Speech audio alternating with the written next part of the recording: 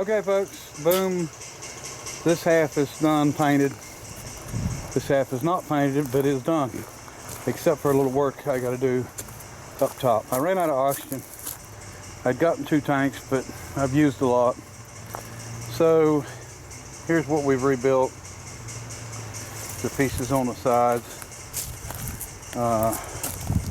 Fixed everything down here except for the lip on that pulley. I'm not going to worry about it because that cable sits so much farther down in, deeper in. It's not really going to give us an issue. It's only a looks issue. So rebolted and I actually changed this one because it had a bunch of bend. The other one, or wait a minute, I changed this one. This is the original, but I did put new bolts in it. Did some work on the guides. Put new grease fittings in the pulleys. Got grease in them. They of course hadn't been greased in years and years. And just finished up everything we needed to finish on it. So I've got to do a little clearance for the bolts, for the nuts on this side. As you can see, I can't get a nut on that one. I don't have the dock washer on this one. Because of clearance, the way that we done this boom, we put the angle on the inside running in. I could have stopped it short, but I'd rather have done that, and then we'll carve a little bit on the corners of it and get it, get it right. And we'll get everything bolted on like it's supposed to be. So we got our cable. Somebody had said something about galvanized cable being crusty, and I know exactly what they're talking about.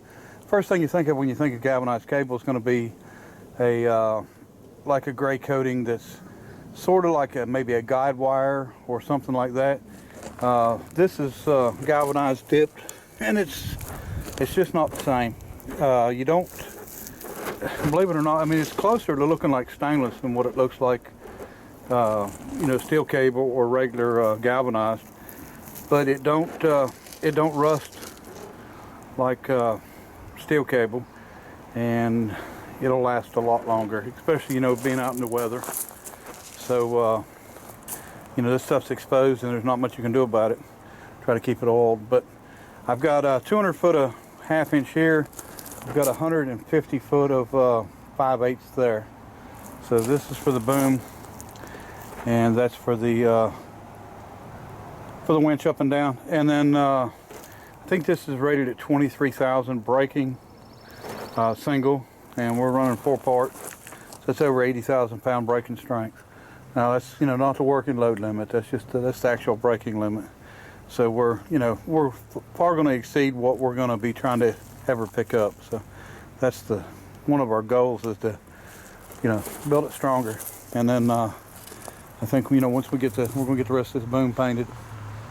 And like I said, a total of 35 foot boom, and then 35, 36, 37.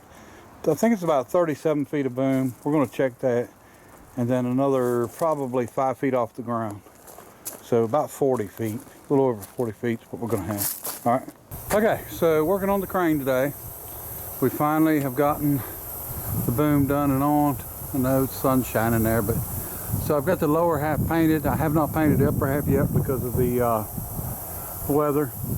But new cables are on. The 1/2 inch for the boom, and then the 5/8 for the lift cable. What we've got, I have not done a pick. I picked up a little bit, but I didn't pick up anything with the load cell or with the brake on. I've got the brake fixed now, so when I lift, I can actually lock the load in. And we're going to weigh this. Now this was a pretty heavy piece. I wasn't sure how much it weighed, but I knew it was heavier than my forklift wanted to mess with. And it could be, I had had it out pretty far on the forks too. But we're gonna just see what it weighs. So what we've got is the load cell's on, everything's hooked up, and then we haven't turned the scales on yet, but when we turn them on, they'll zero out with the weight of the chains and everything on them.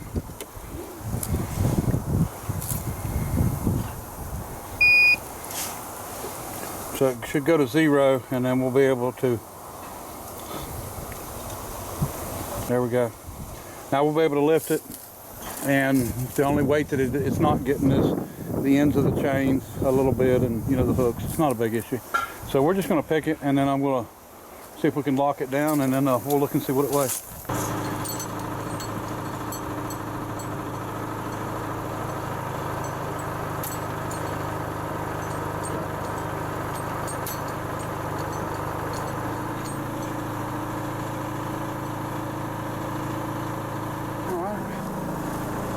No problem at all. All right, not as heavy as I thought. 37.05, but that's pretty heavy. So picked it up without a problem. All right. Okay, folks. So here's my clevises and pin and rod. This is all temporary. I'm going to make 2 pins for it, so I don't have any 5/8 pins. I'm going to cut 2 nuts, or 1 nut in half, or just turn 2 nuts down and make them thinner for the jam nuts.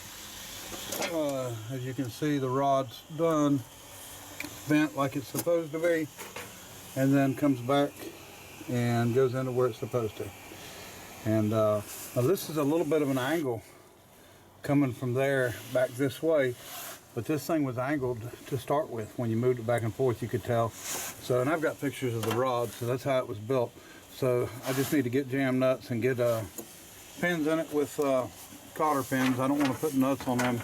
You know, you can't really tighten them down. So that's what we're going to do next, but it does work. We just done that, and like I said, that was 3,725 pounds. It's not as heavy as I thought it was, but it was out toward the end of my forks is what it was. But so that's smooth. We'll start cleaning on it some. I'm not. I've got somebody here helping. Got Dominic working in the cold with shorts on. So he's working on the steam pump. The steam pump is really not fixable. We pulled the cylinder, the heads off, and it's rusted and pitted real bad. And there's no value to them. So I mean, it's really not worth the trouble of, you know, rebuilding it when you can buy one nice one for, you know, $600 to $800. So because that was one of the ones that bashed along with this engine and the boiler, we're going to go ahead and clean it up and do just a cosmetic restoration on it, paint it, make it look decent, and go from there. All right. Okay, folks, here's what we've got. 2 fine thread 5/8 nuts. We're going to narrow these up and make jam nuts, and 4 right there. And then we're going to make pins out of these and just use the shoulder. So we'll get at that. All right, folks, there we go. Just shorten the bolts up, turn the heads down, drilled the holes in them, narrowed them nuts up, then we're fine thread, and got our cotter pins, and we're ready to put this thing on permanent. All right, folks, there it is. In my opinion, as good as new. You can see the bend in it. And you see it's right here, but when you give the brake, it pulls away. It never gets closer, so plenty of clearance. We're beside that one, and we're up. We got our pins in, we got our cotter pins in, we got our jam nuts on. We're adjusted and we're ready to go. So I think we can move on from something to something different now. I'm just glad that we've gotten that fixed. Now when we pick, we can at least hold what we're holding, what we pick up. So, all right.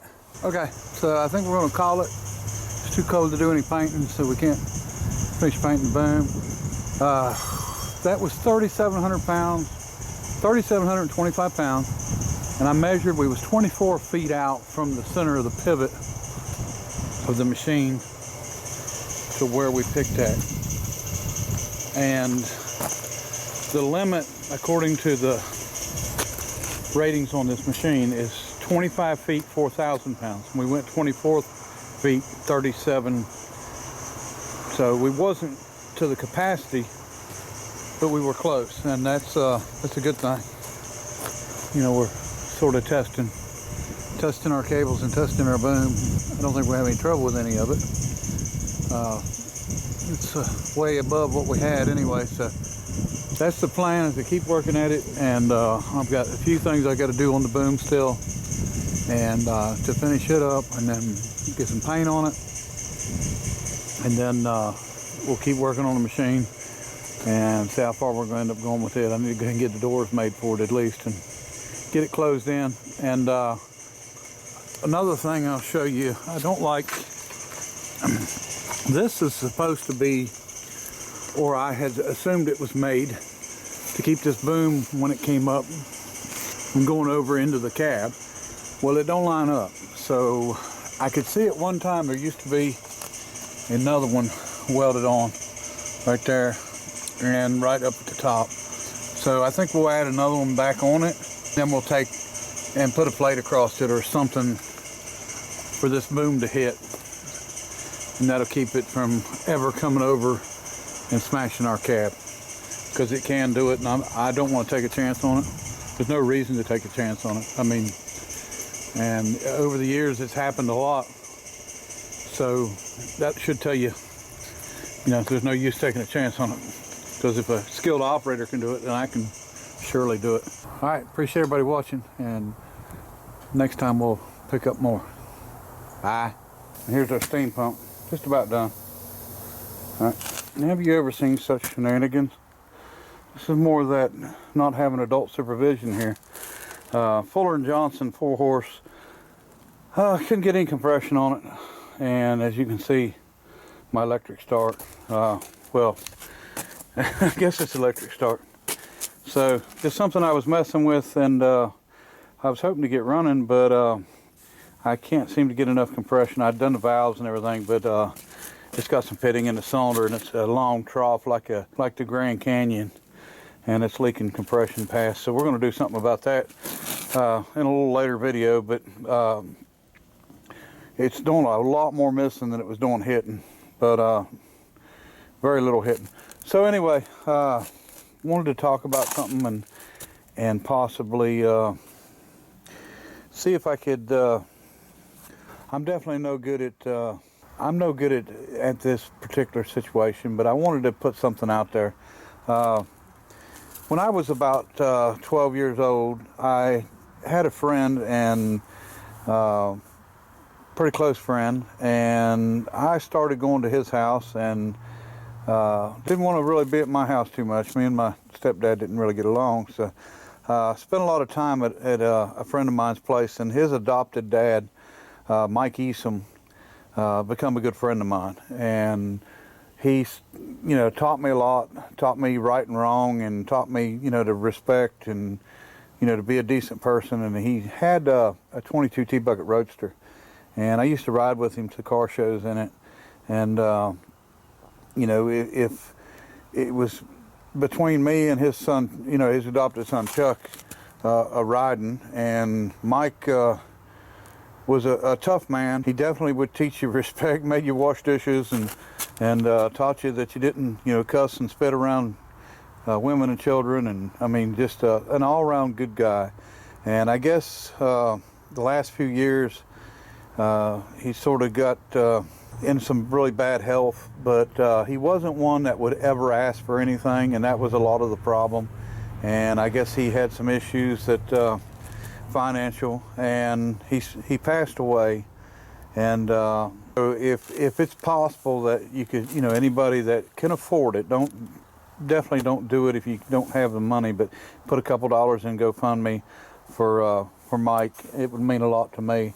I'll talk about it a little more later, but Mike was a good man. He was an oil well guy. He spent 38 years in the oil well trade and on offshore drilling rigs and stuff. And I think for the last about 10 years, I think he'd been sick and wasn't able to work and stuff. So I mean, things have went downhill a long ways. But anyway, I thought the world of him. He was a fine man, as good as you'll ever find. And if you can afford to help him out, $1, $2 would be great. And I don't like asking. I really don't. And I don't expect anybody to do it. I really don't. If it's something you can do, that's great. But please don't go out of your way to, if you don't have the money to do something, to do it. And that's my biggest worry is, I've got good subscribers, and they're, I think their hearts are bigger than their wallets. And, You know, I don't want people doing things that they sure can't afford to do. But Mike was, you know, meant a whole lot to me. Taught me everything. He's the one that got me started in old cars. The 22 two-bucket Roadster was a steel-bodied car, had Corvette independent suspension in the rear. He had built it, you know, found it in a barn and put it together, and I used to polish on it and clean on it and ride in it, and I was the windshield wiper when it was raining, and because, you know, it had a manual windshield wiper, and I remember hydroplaning down the road sideways at 45 mile an hour, you know, and you know, fun times. But you know, Mike was you know, sort of the dad I never had, so you know, if you could help him out, I sure do appreciate it. And I appreciate everybody watching. Till next time, bye.